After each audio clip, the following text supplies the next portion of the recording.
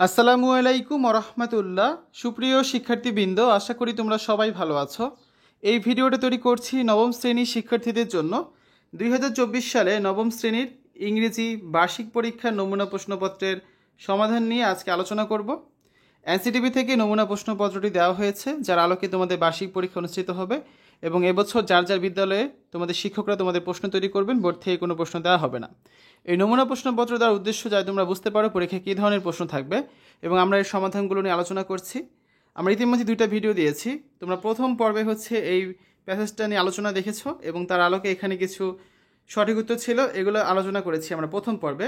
তারপর দ্বিতীয় পর্বে আলোচনা করেছি, এখানে কিছু কোয়েশ্চেন ছিল, তারপর ম্যাচিং ছিল, এই ম্যাচিংগুলো নিয়ে। আজকে আমাদের আলোচনার বিষয়বস্তু হচ্ছে এখান থেকে শুরু। আজকে তৃতীয় পর্ব মানে পার্ট 3তে আমরা হচ্ছে এখান থেকে আলোচনা শুরু করব। চলো শুরু করা যাক। Number 2, read the following conversation and complete the activity that follows. নিচের কথোপকথনটি পড়ো এবং যে কার্যকলাপগুলো দেওয়া আছে সেগুলো তোমাদের পূরণ করতে বলা হয়েছে।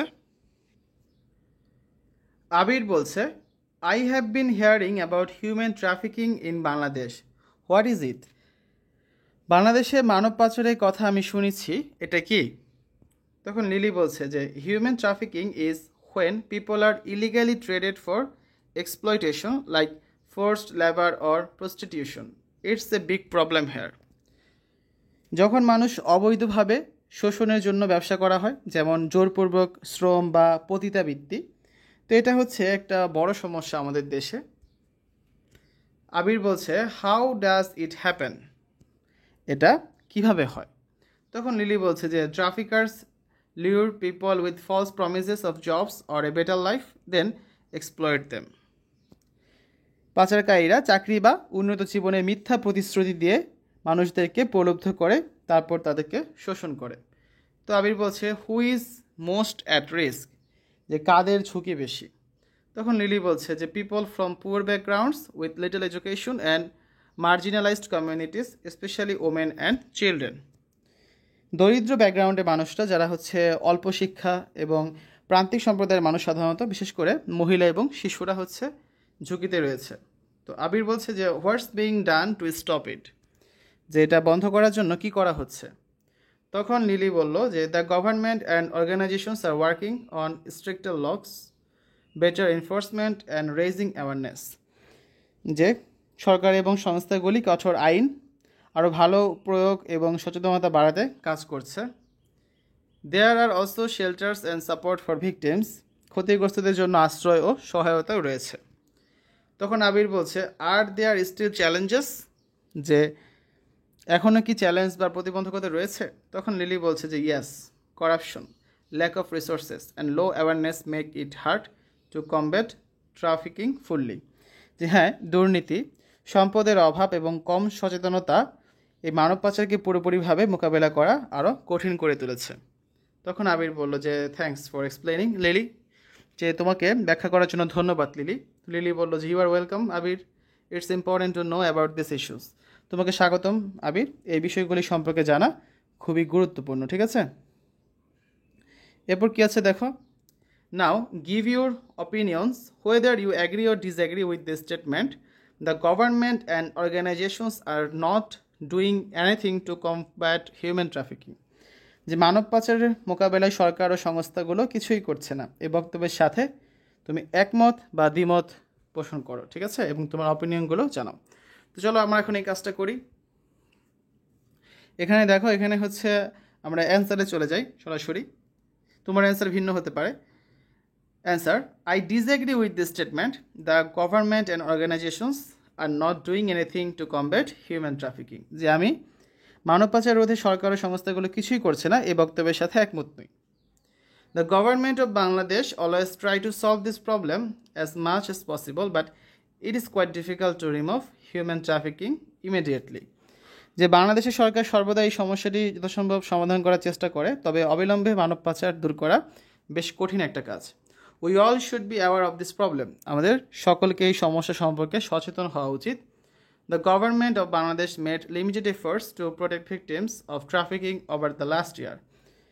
বাংলাদেশ সরকার গত 1 বছরে পাচারের শিকার ব্যক্তিদের রক্ষা করার জন্য সীমিত প্রচেষ্টা চালিয়েছে। Enactment of good laws is not enough, অর্থাৎ হচ্ছে ভালো আইন প্রণয়নই শুধুমাত্র যথেষ্ট নয়, it has to be enforced vigorously, এটাকে জোরালোভাবে প্রয়োগ করতে হবে। The proper implementation of anti trafficking laws desperately requires sensitisation and adequate training of the police, prosecutors and জাজেস। পাচার বিরোধী আইনের যথাযথ প্রয়োগের জন্য অত্যন্ত সংবেদনশীলতা এবং পুলিশ, প্রসিকিউটর এবং বিচারকদের পর্যাপ্ত প্রশিক্ষণ কিন্তু প্রয়োজন।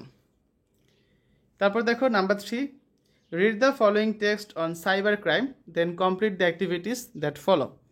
সাইবার ক্রাইম নিয়ে এখানে হচ্ছে একটা সাইবার অপরাধের উপরে একটা লেখা রয়েছে, এটা পড়ে তারপর হচ্ছে পরবর্তী কার্যক্রমগুলো করতে হবে। তো আমার লেখাটা পড়ি আগে। Cyber crime is a growing concern involving illegal activities conducted online or using computers. Cyber crime বা সাইবার অপরাধ একটি ক্রমবর্ধমান উদ্বেগ যা অনলাইনে বা কম্পিউটার ব্যবহার করে পরিচালিত অবৈধ কার্যকলাপের সাথে জড়িত। Common types including hacking, identity theft and online fraud. তো কম্পিউটার সাধারণ যে প্রকারভেদ রয়েছে সাইবার ক্রাইমে, তার মধ্যে রয়েছে হ্যাকিং, পরিচয় চুরি এবং অনলাইন জালিয়াতি। এরা সবই হচ্ছে সাইবার ক্রাইমের অন্তর্ভুক্ত। These crimes can cause significant harm to individuals and organizations, leading to financial loss and data breaches. এসব অপরাধ ব্যক্তি এবং প্রতিষ্ঠানের উল্লেখযোগ্য ক্ষতি হতে পারে, যার ফলে আর্থিক ক্ষতি হতে পারে এবং তথ্য লঙ্ঘন হতে পারে। Awareness is crucial to prevent cyber crime. Cyber অপরাধ প্রতিরোধে সচেতনতা খুবই জরুরি। People should use strong passwords, avoid sharing personal information online and be cautious of suspicious emails and links. মানুষ শক্তিশালী পাসওয়ার্ড ব্যবহার করা উচিত, অনলাইনে ব্যক্তিগত তথ্য শেয়ার করা এড়িয়ে চলতে হবে এবং সন্দেহজনক বিষয়ে সতর্কতা থাকতে হবে। ইমেলগুলো এবং লিঙ্কগুলো থেকে বেশি বেশি সতর্ক থাকতে হবে। The government and organisations in Bangladesh are working to implement robust cyber security measures and educate the people about safe online practices.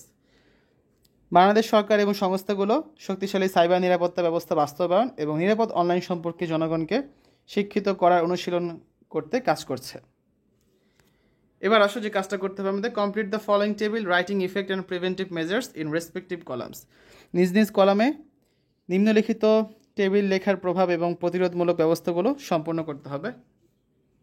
এখানে হচ্ছে কজ, কারণগুলো রয়েছে, যেমন হ্যাকিং, আইডেন্টিটি থেফট, তথ্য চুরি, অনলাইন ফ্রড, তারপর আছে কি অনলাইন জালিয়াতি আর কি, তারপর আছে ফিশিং, এরপর আছে ম্যালওয়্যার অ্যাটাকস, ম্যালওয়্যার আক্রমণ। এগুলোর ইফেক্ট লিখতে হবে, মানে প্রভাবগুলো লিখতে হবে এখানে, এবং প্রিভেন্টিভ মেজার্স প্রতিরোধমূলক ব্যবস্থা সম্পর্কে লিখতে হবে। ঠিক আছে, চলো আমরা অ্যান্সার দেখি। তোমরা হচ্ছে এগুলো খাতায় ছক করে লিখবে, কারণ এবার তো পরীক্ষার আগের মতো বইয়ে লেখার সিস্টেম নাই।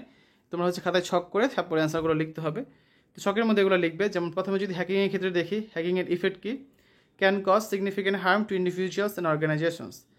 ব্যক্তিগত এবং হচ্ছে অর্গানাইজেশনের ক্ষেত্রে গুরুত্বপূর্ণ ক্ষতি করতে পারে এরা। আর প্রিভেন্টিভ মেজার্সকে কীভাবে এটা প্রতিরোধ করা যেতে পারে? Awareness is crucial to prevent cyber crime. সচেতনতা গড়ে তুলতে হবে। People should use strong passwords. শক্তিশালী পাসওয়ার্ড ব্যবহার করতে হবে। Number 2, identity theft. এই কারণের ক্ষেত্রে ইফেক্টটা হচ্ছে কি, প্রভাবটা can damage credit score, finances and create a major time burden. এক্ষেত্রে প্রিভেন্টিভ মেজার্স কি, প্রতিরোধমূলক ব্যবস্থা। People should avoid sharing personal information অনলাইনে নিজস্ব তথ্য শেয়ার করা থেকে বিরত থাকতে হবে। 3 নম্বর আছে অনলাইন ফ্রড, অনলাইন জালিয়াতি। এক্ষেত্রে ইফেক্ট মানে প্রভাবটা হচ্ছে কি, leading to financial loss and data breaches.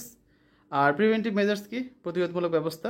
People should be cautious of suspicious emails এবং অ্যান্ড লিঙ্কস, মানে হচ্ছে বিপজ্জনক ইমেল এবং লিঙ্ক থেকে মানুষদেরকে সচেতন হতে হবে।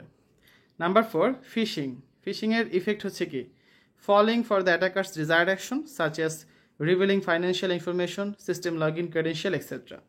এক্ষেত্রে প্রিভেন্টিভ মেজার্স কি, evaluate emails for suspicious elements, do not share personal information, use email security protocols.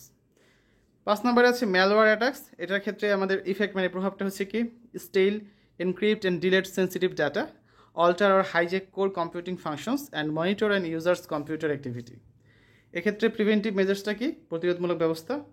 Patch and update software, use firewalls and security software such as anti malware and antivirus. ঠিক আছে, এই হচ্ছে আজকে আলোচনা। আমরা আগামী ক্লাসে পার্ট বিতে চলে যাব, অ্যাপ্রিসিয়েটিং পোয়েট্রি। এখানে একটা কবিতা দেওয়া আছে, এই কবিতাটা পড়ে তার আলোকে যে কাজগুলো আছে, যেমন কিছু কোয়েশ্চেন আছে, এই কোয়েশ্চেন অ্যান্সারগুলো দেখবো। এছাড়া আরও কিছু প্রশ্ন আছে, সেগুলো সমাধান আমরা করে দেব, যেটা তোমরা দেখতে পাবে হচ্ছে কত 4 নাম্বার পর্বে। তো শিক্ষার্থীরা, আমরা হচ্ছে আজকের এই ভিডিওতে আলোচনা করেছি নবম শ্রেণীর ইংরেজি বার্ষিক পরীক্ষার নমুনা প্রশ্নপত্রের সমাধান নিয়ে। আমাদের এটা ছিল 3য় পর্ব।